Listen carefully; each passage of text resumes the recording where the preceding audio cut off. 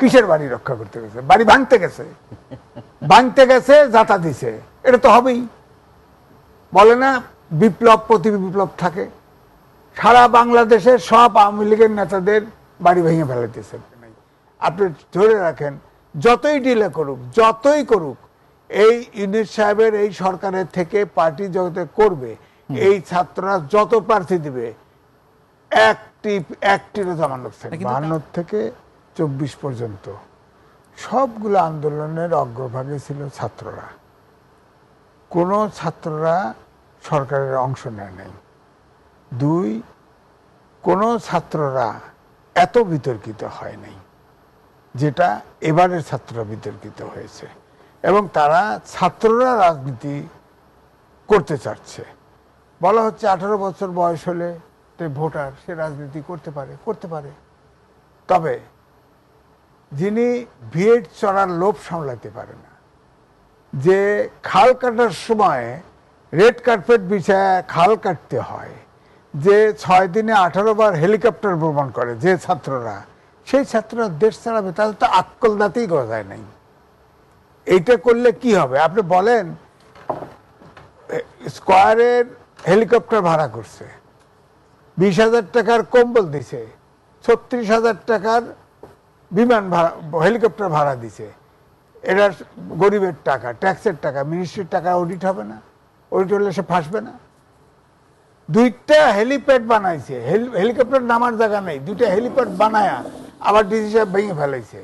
তো আপনি বলেন আক্কল দাঁত হয়েছে? নিজেকে তো নিজে সেভ করতে পারে না। বলেন, আপনার V8 গাড়ি ভরে যমুনা টিভিতে ট্যাক্স হতে গেছে। একটা V8 গাড়ি, আপনার ঠেলা গাড়িতে রুটি খাইছেন, টিউশনি করে খাইছেন, এখন V8 গাড়ি বলে সব দেয়। আপনার দেয় কে? আমাকে দেয় না।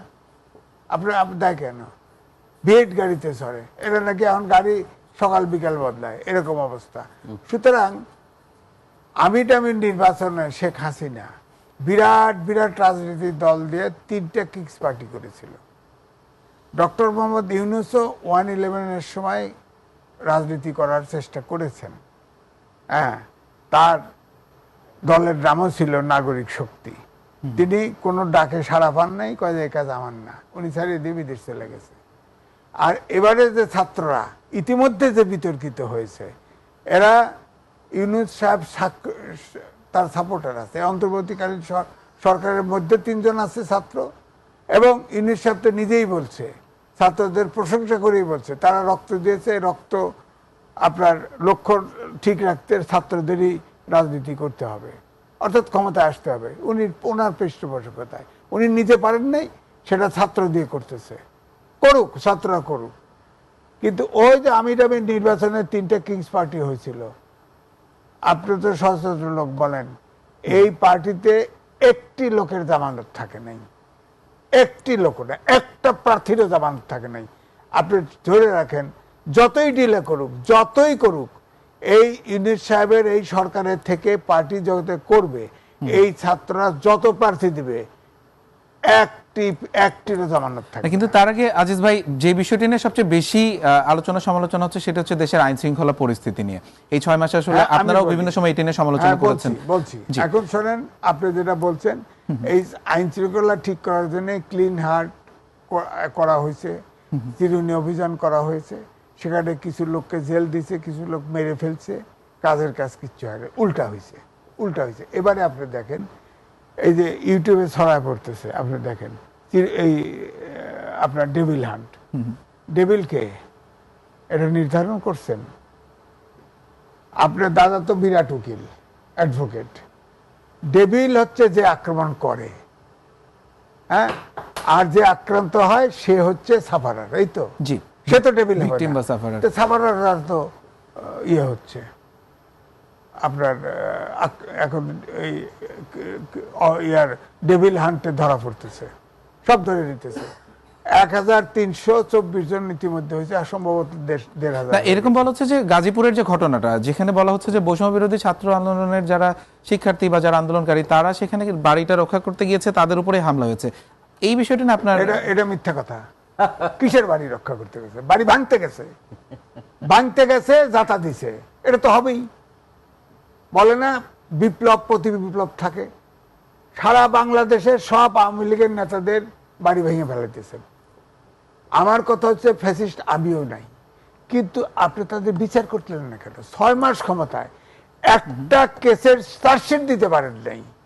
মাত্র সব মিলে ভাঙাচুরা লোক নিয়ে 70টা আপনার লোকের বিরুদ্ধে গ্রেপ্তার আছে, আর কেউ গ্রেপ্তারও করতে পারেন নাই।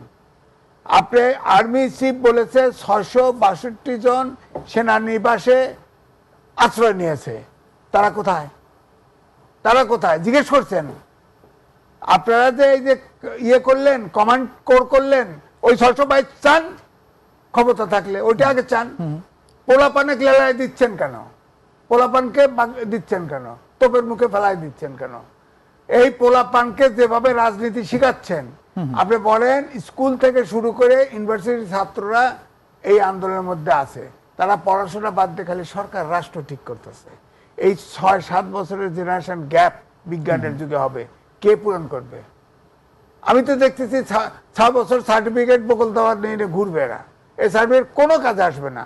অটোমেশনের যুগ, যেখানে কম্পিউটার, ডেটা সায়েন্স, আইটি, আইও ইত্যাদি ইত্যাদি রিপ্লেস করতেছে মানুষকে, আমাদের দেশেও আসছে। আজিজ ভাই, আপনি যে কথাটি বলছিলেন যে মানে কিভাবে চলে গেল, এই বিষয়টা নিয়ে মানে যারা সিনিয়র অনেকেই তো আসলে বলা হয়েছিল আছে, তারা আবার কিভাবে চলে গেল, এই বিষয়টা নিয়ে আসলে অতটা আলোচনা হয় না কেন, বা হলেও আসলে এটা খুব একটা গুরুত্ব পায় না কেন? বিষয়টা হচ্ছে যে আমার এটাও দুঃখ, কারণ রাজনীতি যারা করে আমি খুব বিজ্ঞানের লোক কম দেখি।